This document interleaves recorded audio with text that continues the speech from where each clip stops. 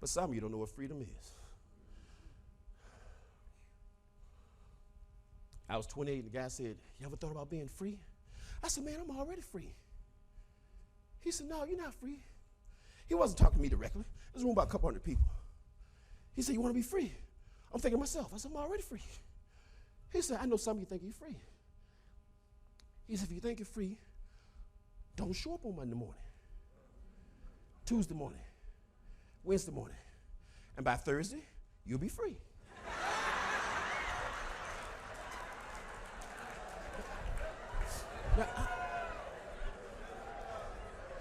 Yeah?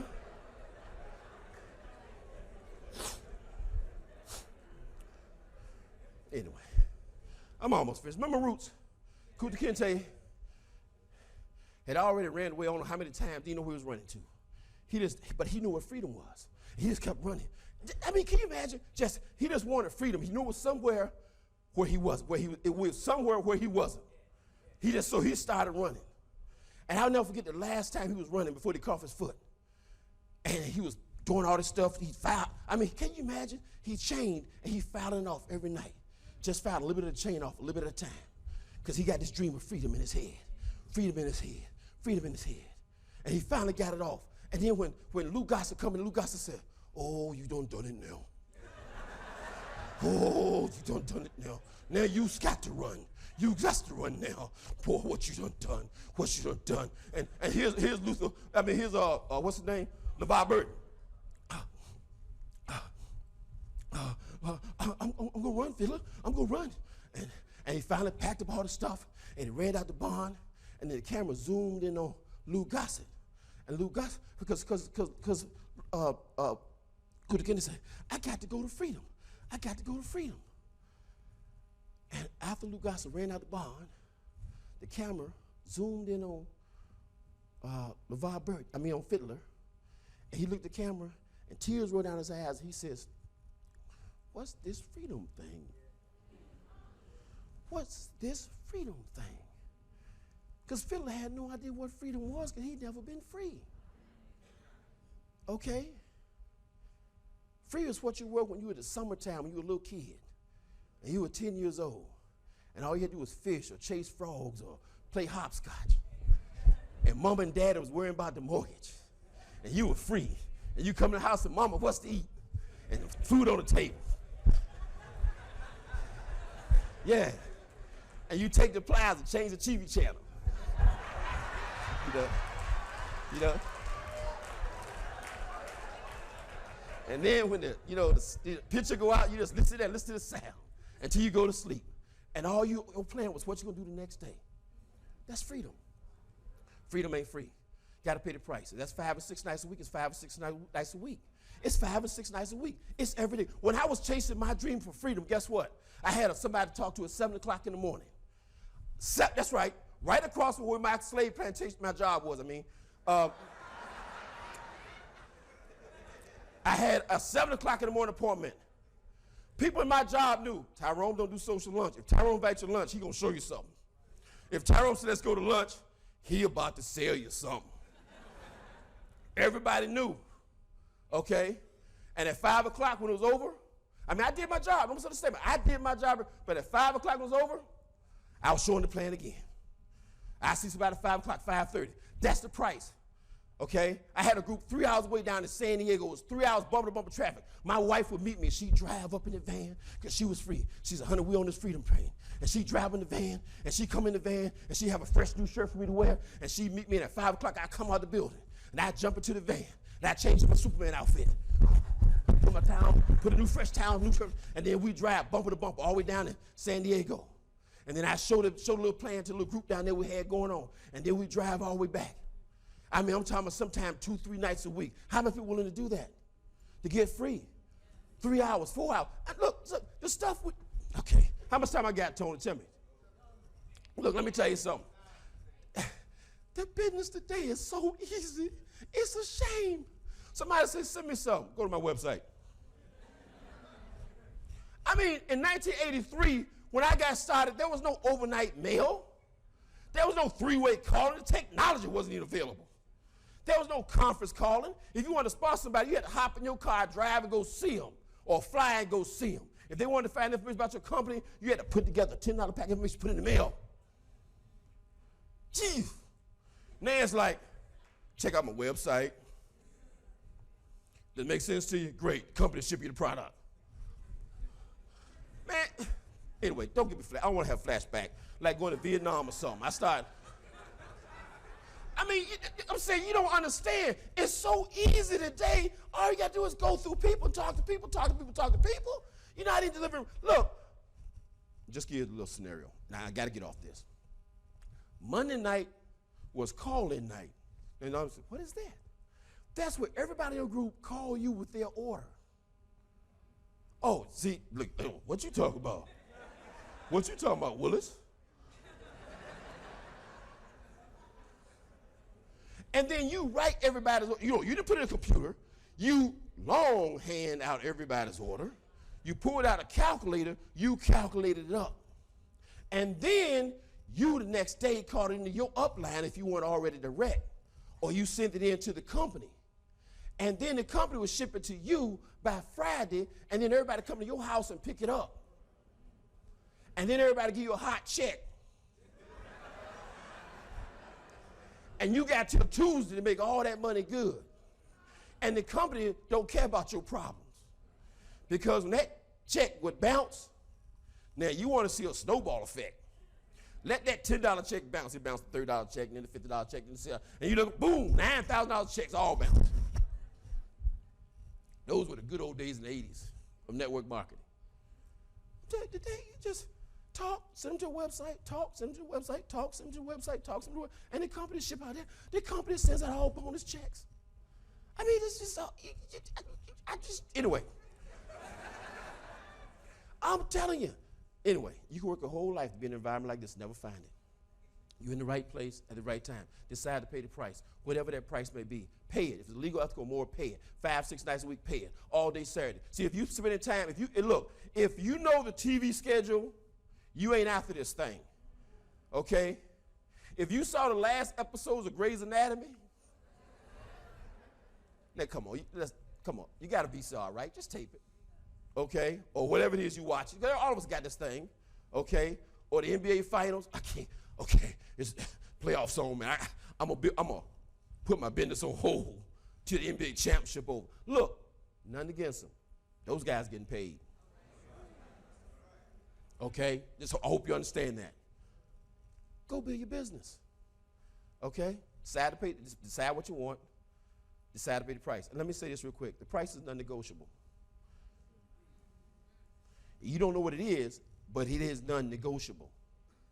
See, if you decide to watch TV, the price hasn't changed. The price is still the same. You're just not going to get what you want. If you decide to be actively involved in other activities 4 or 5 nights a week, the price didn't change. The price is still the same. You're just not going to get what you want. You follow what I'm saying?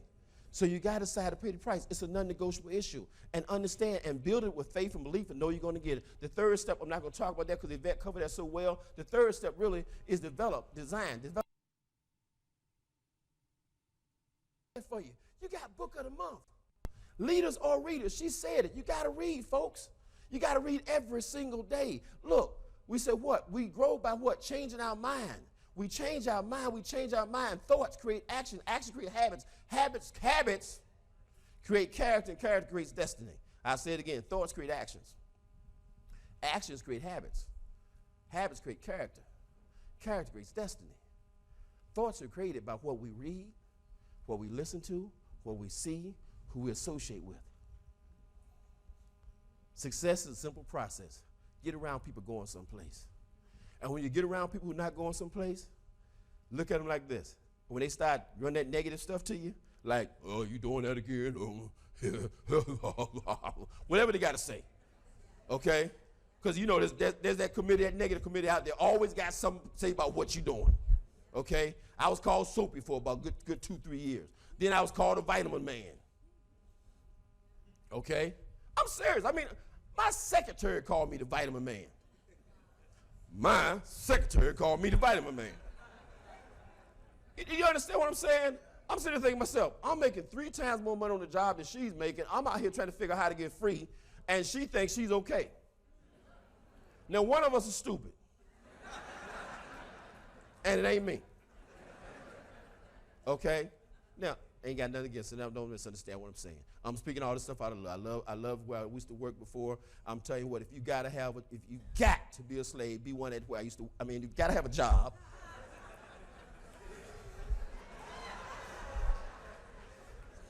Let me stop. I'm just playing, folks. And look, your job will finance your freedom. So don't write here tomorrow and say, Tabitha said, quit my job. I ain't say that. Keep your job. Your job will finance your road to freedom. Because I had a job, I'm telling you, for 18 years in corporate America. It financed my trip to freedom.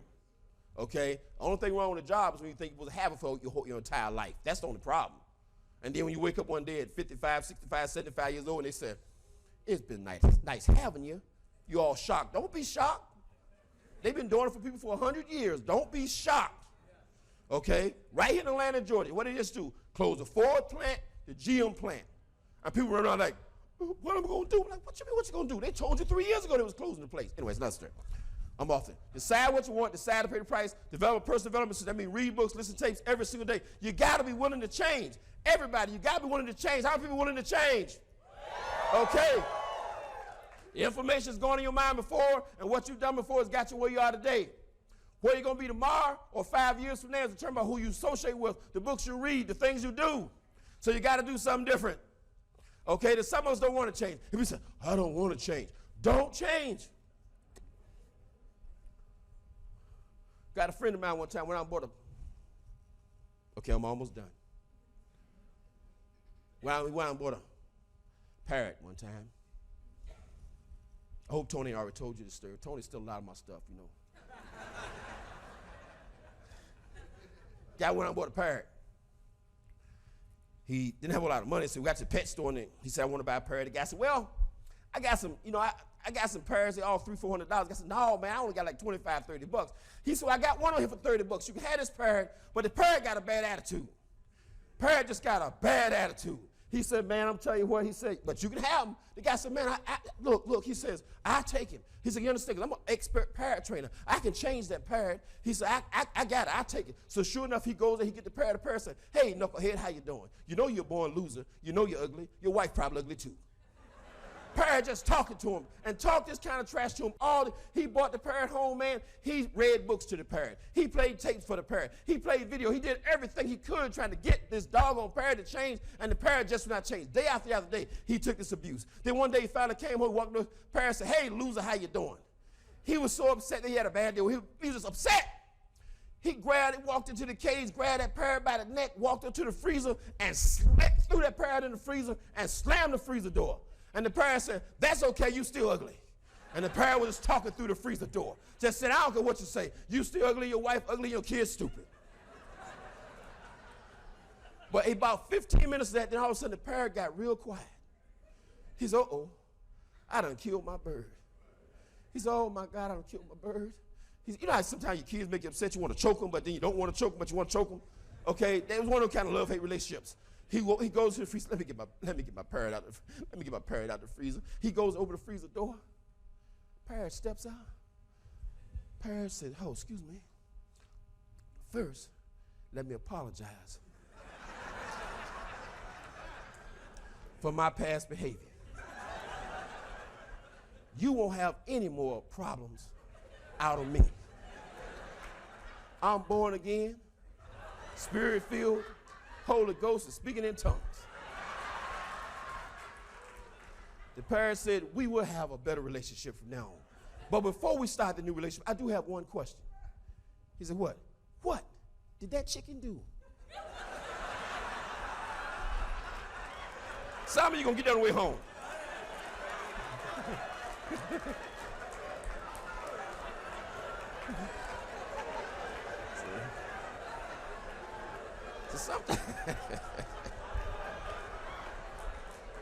Sometimes people got to be motivated to change. There's nothing you can do. That parrot looked there and saw that chicken plucked, head cut off, feet cut off, plucked, feathered, frozen, said, whoa, whoa, whoa, whoa, whoa. This guy means business.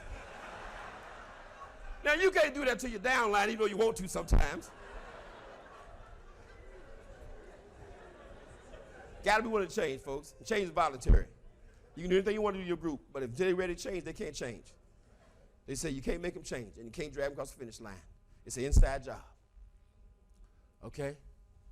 Now, we all need to read books, personal development, and grow, because most of us have a well-defined sense of inferiority. We think everybody's smarter, better looking, more intelligent, and the truth is God gave all of us special gifts and special talent. We all have something to bring to the party, and we got to believe that about ourselves. That's why the books and the tapes are so important. We all have a well-defined sense of inferiority. So by the time we're 14 years old, each and every last one of us have heard the word no 20,000 times. We're scared of the word no. We can't stand the word no. That's why I encourage you. Tony got some of these books. He bought them for you. I encourage you to get it, because in that talk about how to overcome fear, rejection, and all those kinds of things, called enemies of your success. We done sold out about 100,000+ copies of this book. It's generic. It doesn't talk about any specific. It just talks about the things we got to do. Have a dream, overcome objection, all those things. He got them in the back, okay? You can have, he got them back there. Tony, Mr. Fleming. Anyway, that's another story. That's my commercial, okay? But why is it so important that you read these books? And I'm harping on this because see, I can sit right there and tell you, everybody here can be a millionaire. I know that, because see, I know where I came from. You understand? It ain't like I was born in one bedroom little house in Rocky Mount, North Carolina. I got 7 brothers and sisters, okay? And when I told my mom I was going to be a millionaire, she said, okay, baby. Now, I was blessed. That's a blessing. See, if your mom said, okay, baby, you can do it, that's a blessing. I was blessed. My mom said you can do it.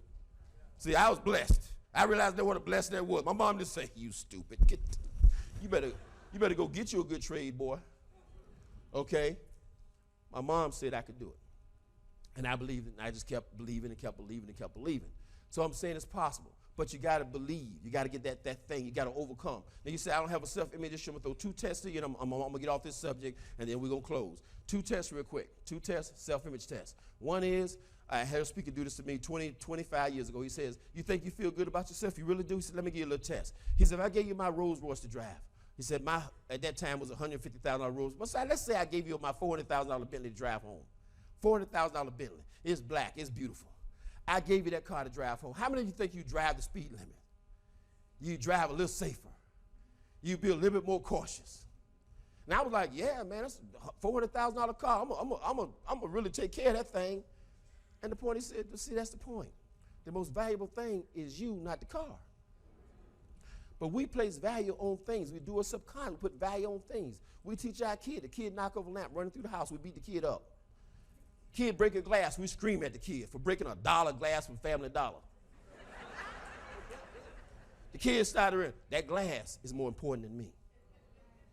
That's all of us. We started learning, that lamp's more important than me.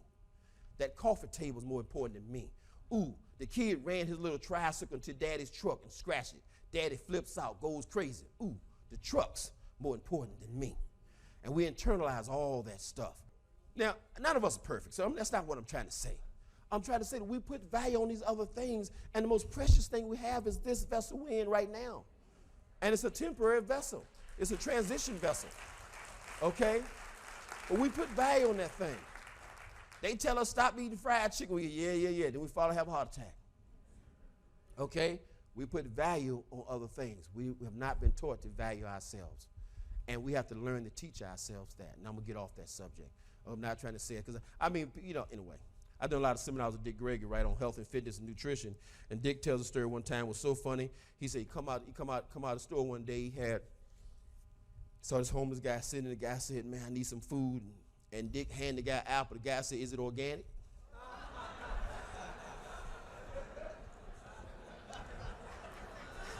Because I don't just eat anything. He tells another story one time. One of his best stories one time, he said, Calvin, so one day he had an arm full of water, just water everywhere, right? And this guy said, man, can you spare some change? Can you spare some change, help the brother out? And Dick said, yeah, man, help me carry this water to the car. The guy looked at Dick Gregory and said, man, if I want a job, I have one. You got nothing to do with anything. 4th step and final step. Okay, first one, decide what you want, decide to pay the price. 3rd one, decide to change your personal belief in self. That's the personal development system's all about. Change that belief in who you are. Because Because you got to believe you're worth $1 million. You got to believe you can make $1 million. You got to see it and believe it. Okay? I love Jim Carrey has a great story. The actor Jim Carrey, he said when he was broke and destitute, living in his friend's apartment, he wrote himself a personal check for $20 million. He said at some point in my lifetime, somebody's going to pay me $20 million to make a movie. He wrote that check and stuck it in his wallet. 10 years later, they paid him $20 million for a movie. You got to believe this thing.